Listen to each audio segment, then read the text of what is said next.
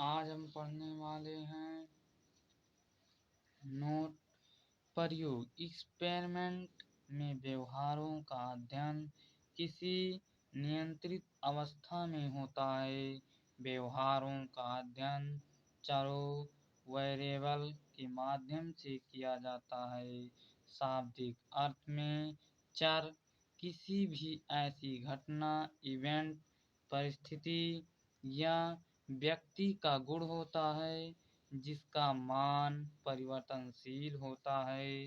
वैज्ञानिक अर्थ में चर जैसी घटना, परिस्थिति या व्यक्ति का गुण होता है जिसे मापा जा सकता है तथा जो परिमाणात्मक रूप से परिवर्तित होता है, जैसे उम्र, वृद्धि, ध्यान आदि चर के उदाहरण हैं जिन्हें मापा भी जा सकता है तथा जो परिमाणात्मक रूप से परिवर्तित भी होते हैं। किसी भी वैज्ञानिक प्रयोगों में मुख्यतः तीन तरह के चर होते हैं। नंबर 1 स्वतंत्र चर इंडिपेंडेंट वेरिएबल। नंबर 2 आश्रित चर डिपेंडेंट वेरिएबल। संगत नियंत्रण चर रिलेवेंट कंट्रोल वेरिएबल।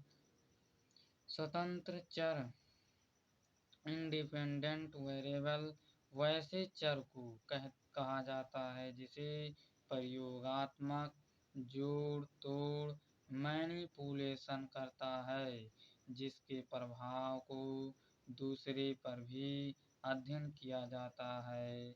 इसे नियंत्रित चर कहते हैं।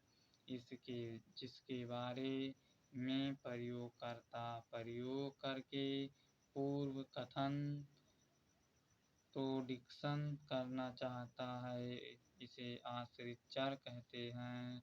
इसे आश्रित चर इसलिए भी कहा जाता है क्योंकि होने वाला परिवर्तन स्वतंत्र चर में किए गए जोड़ पर निर्भर करता है। मान लीजिए कि एक प्रयोगकर्ता प्रयोग कर यह देखना चाहता है कि सीखने की प्रक्रिया पर पुरस्कार का प्रभाव क्या पड़ता है।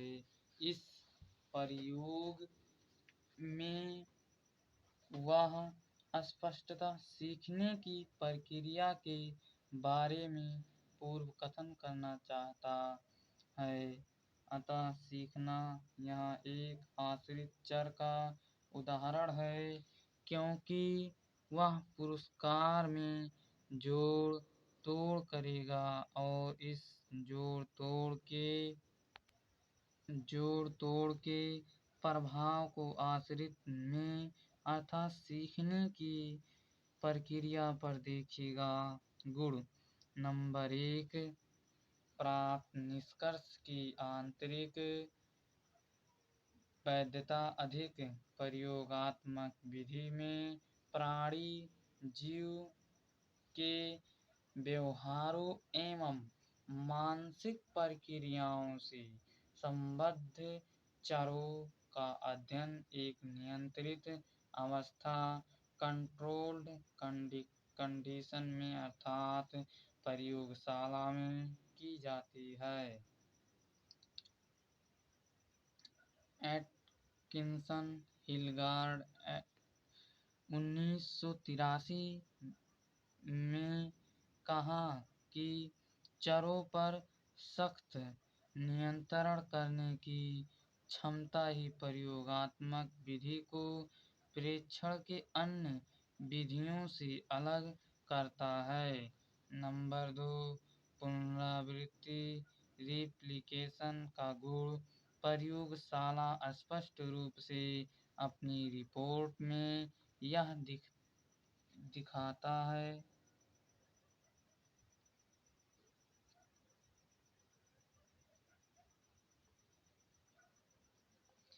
दिखाता है कि उसका प्रयोगात्मक डिजाइन एक्सपेरिमेंट डिजाइन क्या था?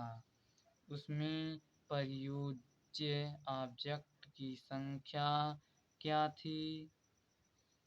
उसने स्वतंत्र चर में जोड़ तोड़ कैसे किया आदि। यदि दूसरे अध्ययनकर्ता को पहले अध्ययनकर्ता द्वारा प्राप्त निष्कर्ष पर किसी प्रकार की शंका है तो उसे दोहराकर निष्कर्ष की जांच आसानी से कर ले सकता है। नंबर 3, प्रयोगात्मक विधि काफी वस्तुनिष्ठ ऑब्जेक्टिव होती है।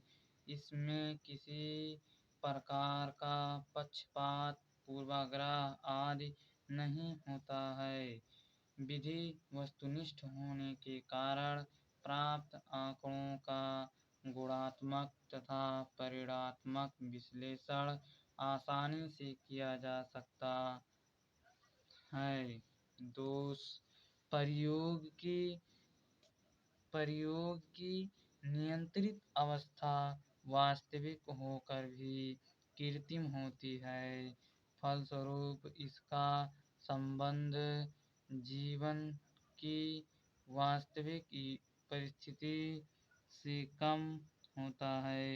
इसीलिए प्रयोगात्मक विधि से प्राप्त निष्कर्ष का सामान्यीकरण वास्तविक परिस्थिति के लिए संभव नहीं है। मॉर्गन किंग रॉबिन्सन 1981 के अनुसार प्रयोग से प्राप्त निष्कर्ष कृत्रिम प्रयोगात्मक परिस्थिति आर्टिफिशियल एक्सपेरिमेंट सिचुएशन एक तक सीमित है तथा इसका सामान्यीकरण वास्तविक स्वाभाविक परिस्थिति के व्यवहारों के बारे में नहीं की जा सकती है। परिणाम वैध व विश्वसनीय नहीं। इसमें प्रयोक्ता पूर्वाग्रह तथा प्रतिदर्श पूर्वाग्रह दोनों इसे प्रभावित करते हैं। प्रयोक्ता पूर्वाग्रह में प्रयोगकर्ता या प्रयोक्ता की अपनी उम्मीद या प्रत्याशा पश्चात आदि प्रयोग के परिणाम एवं प्रेक्षण प्रक्रिया को प्रभावित करता है। प्रतिदर्श पूर्वाग्रह सैंपलिंग बेसिस से तात्पर्य प्रयोज्यों को प्रतिनिधित्व न होने से होता है। कभी कभी देखा गया है कि प्रयोगकर्ता को जो व्यक्ति सुविधानुसार मिल रहा है सभी को वह प्रयोज्य बना लेता है। इसका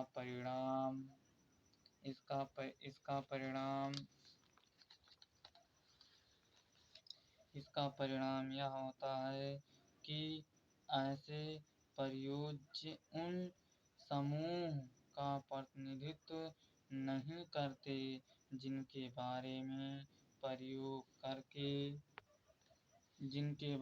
प्रयोग करके पूर्व कथन करना होता है। नंबर 3, सीमित कार्य क्षेत्र होना। कुछ ऐसे प्रयोग होते हैं जिन्हें पशु पर किया जा सकता है परंतु मनुष्यों पर नहीं कर सकते। उदाहरण, मानव का कोई अंग मस्तिष्क को अलग करके अध्ययन संभव नहीं है। नोट, प्रयोगात्मक विधि मनोविज्ञान की सबसे वैज्ञानिक विधि मानी जाती है। अंतर्दर्शन विधि अंतर्निरीक्षण का अर्थ होता है अंतर का निरीक्षण, अर्थात जब कोई व्यक्ति अपने भीतर की अनुभूतियों का स्वयं निरीक्षण करता है तो इसे अंतर्निरीक्षण कहा जाता है। तो इसे अंतर्निरीक्षण कहा जाता है। नोट: इस विधि का प्रतिपादन विल्हेल्म वुंड तथा इनके शिष्य टिचेनर ने, जिन्होंने संरचनावाद नामक स्कूल की स्थापना की, द्वारा किया गया। इन्होंने मनोविज्ञान को चेतना अनुभूति का विज्ञान कहा तथा बताया कि चेतन अनुभूतियों को अध्ययन करने की विधि। इन्होंने मनोविज्ञान को चेतना अनुभूति का विज्ञान कहा तथा बताया कि चेतना अनुभूतियों को अध्ययन करने की विधि सिर्फ अंतर्निरीक्षण ही है। इन्होंने चेतना अनुभूति के 3 तत्व बताए। नंबर 1 संवेदन सेंसन्स, नंबर 2 भाव फीलिंग, नंबर 3 प्रतिमा इमेज। उदाहरण